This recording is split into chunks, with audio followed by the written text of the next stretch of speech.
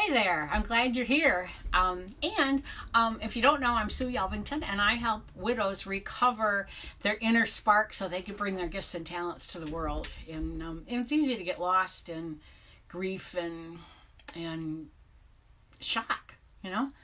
And so one of the things that they say is time heals all wounds. And I got to tell you, that's utter nonsense. Time has very little to do with getting past grief. Hi, Succedia. Thanks for being here. Time in and of itself doesn't do anything. Have you ever met anyone that was stuck in some negative, depressed, grief-stricken victim mentality over days and weeks and months and years? I mean, they're still talking about something that happened 5 years ago and they're not past it. Time does not heal all wounds. Hey, Jay, I'm glad you're here. So, think about it. I love mantras. So if you'll keep doing what you've always done, you're going to get what you've always gotten.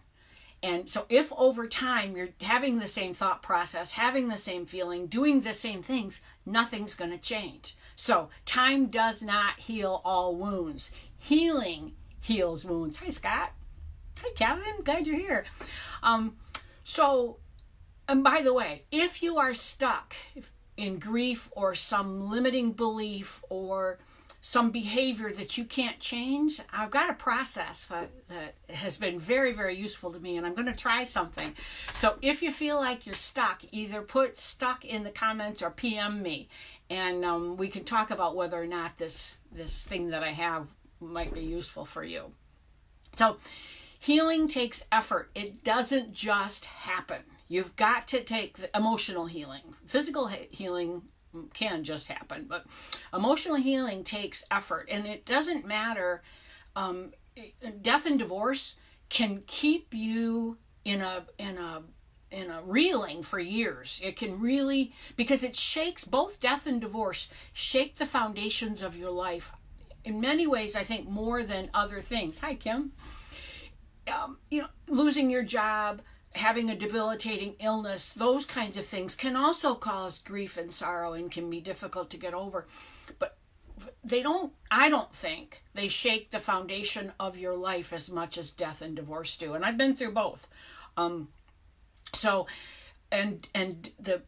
grieving process with divorce is similar but different, at least for me, than death. And that would be an interesting thing to explore. Hi, Kim. So,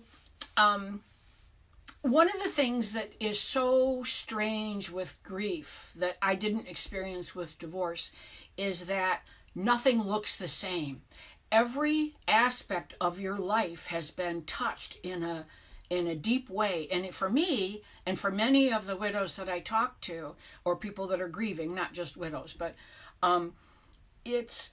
it's like living in the twilight zone where everything looks sort of familiar, but it's just off base enough that you can't get your footing. And I sort of have, like a bounce house, how when you walk in a bounce house, you can't get your stride right. It's kind of like that. So your habits all become undone. If you were used to having coffee together in the morning, or maybe I have friends who their spouse or significant other brings them coffee in bed. Hi, Vicky. And now all of a sudden you got to figure out how to make it yourself. And you can't find things. Your brain just isn't firing right when you're grieving. One of the things that I went through a lot was I go to pick up my phone to call my mate and realized I couldn't call him, which was devastating. The other thing that was interesting was I'd think about picking up the phone and I would actually say to myself, well, I'll just sneak a phone call. No one has to know. And I really have no idea where that thought process came from. But I had that thought process. Or sometimes I would think I'd just run over to his house, And I'd sneak. Somehow there was this sneaking thing. Maybe I was going to sneak death. I don't know. But I never thought that was odd until after I'd recovered a while. And all of these things, all of these feelings that you're going through, that we berate ourselves, we think we should be doing better than we are. It's so flippin' normal.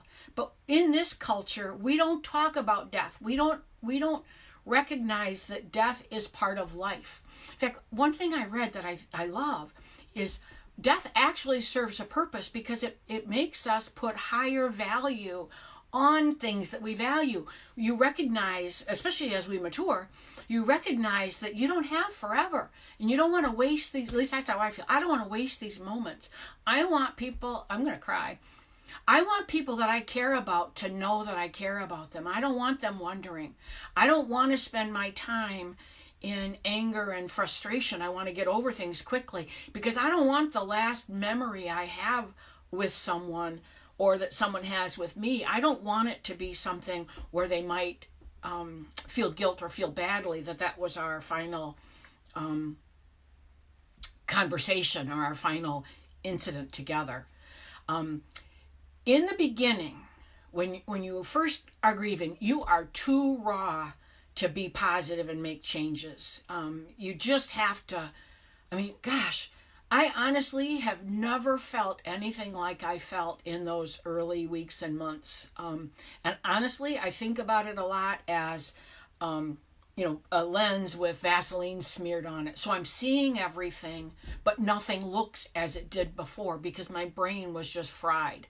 And you got to give yourself permission and it doesn't, I'm talking mostly about, death and grief that way, but it doesn't matter if it's a job loss or an illness or a move. It takes a while for your brain to function with that thing. And in the beginning, when you're, especially if it's really traumatic, you're lucky if you can even put one foot in front of the other. I remember that the week of the funeral, it was so good that my kids were here. And, they planned the food. They planned when we were going to eat. I don't even remember because we went out between I don't even know what it was. Isn't that funny? It's such a blur. I don't even know what happened. I don't know who was at the funeral home, and it's okay. And that's, if you don't get anything else from this, it's okay to go through the process. But your life is too valuable for you to get stuck in grief and not move forward. So you need to, at the very minimum, you need to recognize that life was meant to be lived and it's okay for you to move forward. And again, if you're stuck in grief or if you're stuck in some emotion or if you're stuck in some place that you don't want to be and you can't figure out how to get past it, I'm experimenting with a process that I would, if it looks like it's a fit, I would be happy to share. So just put stuck in the comments or PM me.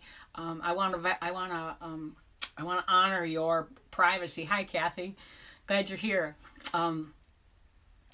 The other thing that I find fascinating as a widow is how insecure we feel in the beginning. And I really question that, and I'm finding that it's pretty common for widows to feel insecure. And it makes sense because the whole landscape of your life has changed, and you don't know where you fit, and you don't know how to be, because it's a whole new perspective that is totally unfamiliar. Hi, Judith, I'm sorry. I nickname people all the time. I make up new names, too. Every aspect of your life is different, and things that you think would be simple and normal aren't when you're in the grieving process. Think about it. One of the widows that I'm working with, she took an immediate $100,000 a year pay cut, if you will, when her husband passed unexpectedly. Okay, family events and holidays aren't going to be the same. You don't know. You can't trust yourself in the beginning when the feelings are so raw. You just can't trust yourself. You don't know how you're going to act. You don't know how you're going to be. Day-to-day things, how 5 o'clock, if you were going to be meeting and coming, after work or something like that. Now, what do you do with your time when that person isn't there anymore?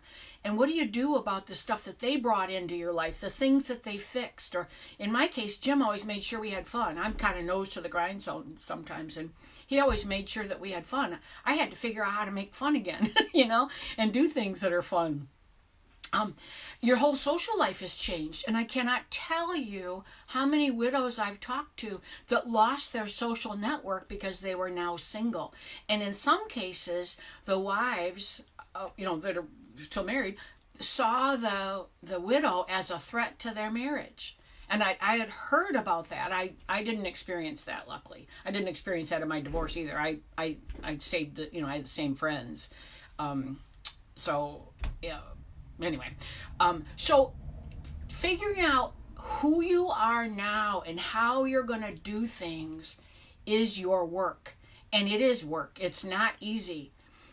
And if you don't do it, if you don't do that work of self-exploration, you're likely to get stuck. So I want to share a couple ideas with you that might be useful, because that's how I roll. I like to give you things that work, and I use these things, and that's why I'm sharing them with you. I use them with myself. I use them with my clients. So number one is pay attention to your self-talk. It's our thoughts, and I've shared this before. I got to put it up so that when I'm on the fly like this, I can remember it better. But your thoughts create your emotions. Your emotion creates your actions. Your actions create your, I just got it all wrong. Your habits determine your character, and your character determines your destiny. Something like that. It all starts with a thought. So without beating yourself up, the number one thing I tell everybody, all my clients, is listen to what you say to yourself and change it. Okay? If it is derogatory, if it is hurtful, if it puts you down, if it makes you feel bad, change it. Okay? Number one. And when I hear someone, it's sort of interesting. I want to explore this further, but when I hear somebody say, I'm never going to recover, I just want to hug them and say, yes, you will. And the reason I think the word recover is interesting is that people say you never recover. And you will never be the same. It is a life-changing experience. I believe that I have recovered. I feel like I am back, more of myself maybe than I was, and certainly more than I was in the grief process. And it's been really fun for me to explore who I am now and to watch how it was. But I knew immediately that I would be okay. And we all can be, and it doesn't mean that we don't have some sadness still, and it's okay to have some sadness sometimes. I rarely do, which I'm really grateful for. I'm just so grateful that, well, that's another whole thing. But anyway, okay, so listen to your self-talk, number one. Number two, it's really valuable to have someone that you can talk to. In our own minds, we got a monkey mind going on, and we say the most horrible things to ourselves. Things that if our best friend said it or somebody we knew said it to us, we'd choke them. And yet we talk to ourselves that way. Yeah, but Kim, I really don't feel any grief. For me, it's gone. I'm happy for the time that was there. And I know that death is part of life. And in my case, Jim had said he didn't want to change, and he didn't want to grow to be old, and he didn't suffer. So those three things are part of why, for me, grief is done. I don't have any grief. I had a little bit of sadness March 12th or whatever, when I was trying to remember what date he passed. And that's it. I had a little bit of sadness, and boom, it's gone. We had so much fun. He added to who I was. He made me better than I was before. How can I complain? That's how I look at it. And he got what he wanted, because he didn't want to live to be old. So, and I think that's part of why I walked through a door March 2 years ago. It's like I walked through a door, bam, grief fell off. So, and I'm not saying everybody's that way. We're all different, but I'm grateful for that. Okay, so find someone you can talk to. A big gift in my life was my friend Lori, who I called one day when I was so depressed that I could barely function, and I couldn't stop crying, and I needed to talk to somebody new. I didn't know her that well. I took the risk, and she responded, and we talked almost every day for a year or two or something. I don't know. And she listened to me. You need someone that will listen, and someone that will support you in growing, not support you in staying stuck, because there's no value in that. Okay?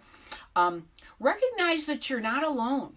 We're all going to go through grief. We're all going to go through tough times. We're all going to go through times where we've got to become more of who we are. So if you recognize that other people, if you know other widows who have grieved and survived and maybe thrived afterwards, check them out. reach out to them. Life is meant to be lived. And your spouse, your loved one, would not want you stuck in sadness for the rest of your life.